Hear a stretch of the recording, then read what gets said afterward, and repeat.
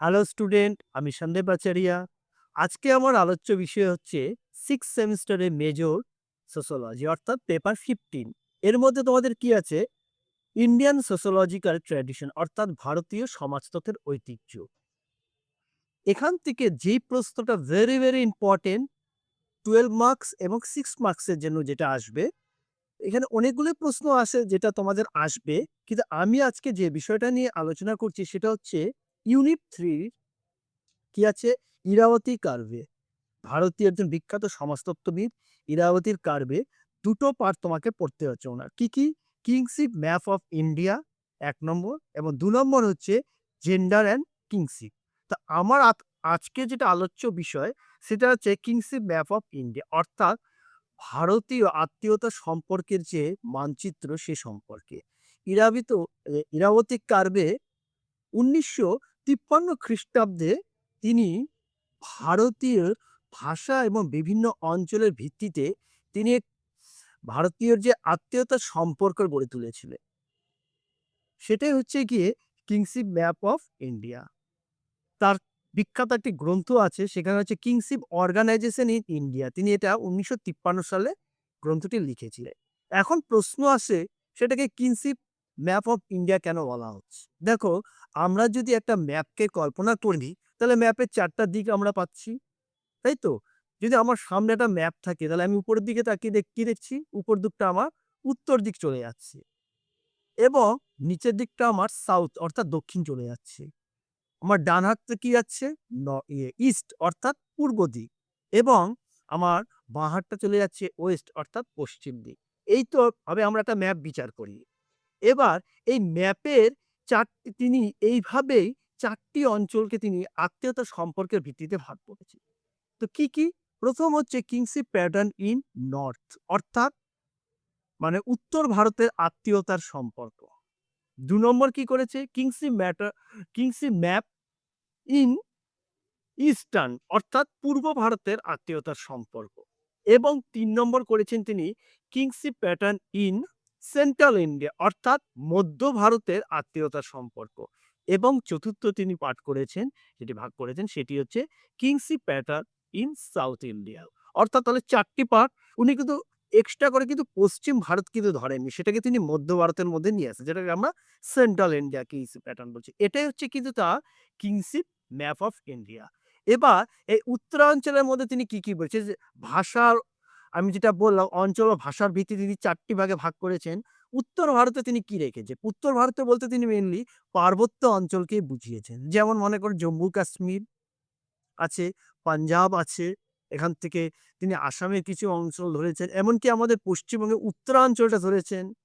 এই করে তিনি উত্তরাখণ্ড আছে, উত্তরপ্রদেশ আছে, বিহারের কিছু অঞ্চল উত্তর দিকে। এইদিকে আত্মীয়তা সম্পর্কের মধ্যে তিনি কি ধরেছেন? যেমন তোমার হচ্ছে গিয়ে বিহার এবং উত্তরপ্রদেশে তিনি থারু উপজাতি সম্পর্কে আলোচনা করেছেন। যেমন ত্রিপুরার ত্রিপুরী উপজাতি, আসামের কাছেরই উপজাতি। এবার আমি পশ্চিমবঙ্গে যদি আছি আমাদের উত্তরাঞ্চল অর্থাৎ আমাদের যে অঞ্চলটা আমরা যে বাস করি, সেই অঞ্চলে তুমি দার্জিলিং ডিস্ট্রিক্টের যে অঞ্চলে ২ টো উপজাতি বা জলপাইগুড়ি ডিস্ট্রিক্টে তুমি টোটো উপজাতি পাচ্ছ এবং দার্জিলিং ডিস্ট্রিক্টে যদি আমি চলে যাই, সে পার্বত্য অঞ্চলে লেপচা উপজাতি। এদের আত্মীয়তার সম্পর্কের তিনি এগুলো আলোচনা করেছেন। এই আত্মীয়তা সম্পর্কের মধ্যে তিনি কি বলেছেন? যে তারা পিতৃকুলি গোত্র করে এবং পিতৃপুরুষের প্রাধান্য দেওয়া হয় এবং নিজেদের মধ্যে আত্মীয়দের মধ্যে বিবাহের সম্পর্ক নিষিদ্ধ। এইভাবে করে তিনি বিভিন্ন দিকগুলি আলোচনা করেছে। এবার দ্বিতীয়টা আমরা কি আসছে? দ্বিতীয় আসছে আমি বলছি পূর্ব ভারতের যেটা আমি আলোচনা করছিলাম যে পূর্ব ভারতের আত্মীয়তা সম্পর্কে। পূর্ব ভারত বলতে তিনি কি বুঝিয়েছেন?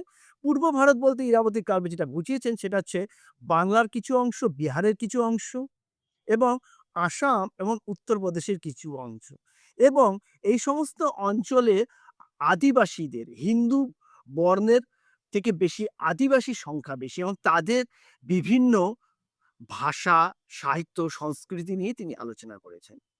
৩ নম্বর কি আসছে? ৩ নম্বর হচ্ছে মধ্যভারতীয় আত্মীয়তার সম্পর্কে। এই মধ্যভারতীয় আত্মীয়তার সম্পর্কের মধ্যেও তিনি সে বাংলা মানে আমাদের পশ্চিমবঙ্গকে রেখেছেন এবং মধ্যপ্রদেশ এসেছে, রাজস্থান এসেছে, আসামের কিছু অংশ এসেছে, বিহারের কিছু অংশ এসেছে এবং এদের বলেছেন যে এদের আত্মীয়তার সম্পর্ক এবং উত্তর ভারতের আত্মীয়তার সম্পর্ক প্রায় একই রকম।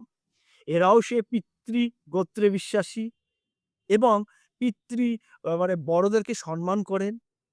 এই হচ্ছে কি তিনি মধ্য ভারতের আত্মীয়তার সম্পর্কে বিচার করেছেন এবং শেষে তিনি করেছেন সাউথ ইন্ডিয়ান, যেটা আমি বলছি আত্মীয়তার সম্পর্ক হচ্ছে দক্ষিণ ভারতে।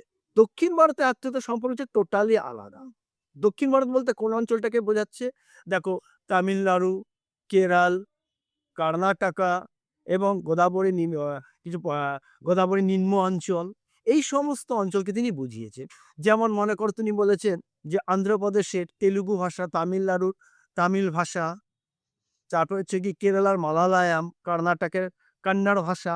এদের ভাষাগুলো মেইনলি দ্রাবিড় ভাষা গোষ্ঠীর অন্তর্গত এবং এদের মধ্যে এদের যে আত্মীয়তার সম্পর্ক তা কিন্তু টোটালি অন্যদের থেকে কিছুটা আলাদা। এদের নিজেদের আত্মীয়দের মধ্যে কিন্তু এরাও বিবাহ সম্পর্ক সম্পন্ন করে না এবং এরা কন্যাকে খুব বেশি তারা মর্যাদা দেয় এবং কন্যাকে কিভাবে মর্যাদা দেয়? নিজের বাড়িতে যখন থাকবে সে হচ্ছে নিজের কন্যা এবং অন্যের বাড়িতে যখন বিবাহিত হয়ে যাবে সে কনে এবং তারা অর্থনৈতিক, সামাজিক বা শিক্ষা-দীক্ষার ব্যাপারে তাদেরকে কিন্তু বিশেষ করে গুরুত্ব দেওয়া হয়। এই যে ৪ টা প্যাটার্ন আমরা পেলাম ইরাবতীর কার্ভে কিংশিপ অফ ম্যাপ ইন্ডিয়া।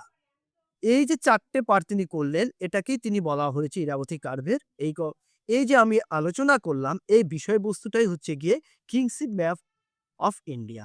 এটাই তিনি ১৯৫৩ সালে কিংশিপ অর্গানাইজেশন ইন ইন্ডিয়া গ্রন্থে লিখেছে।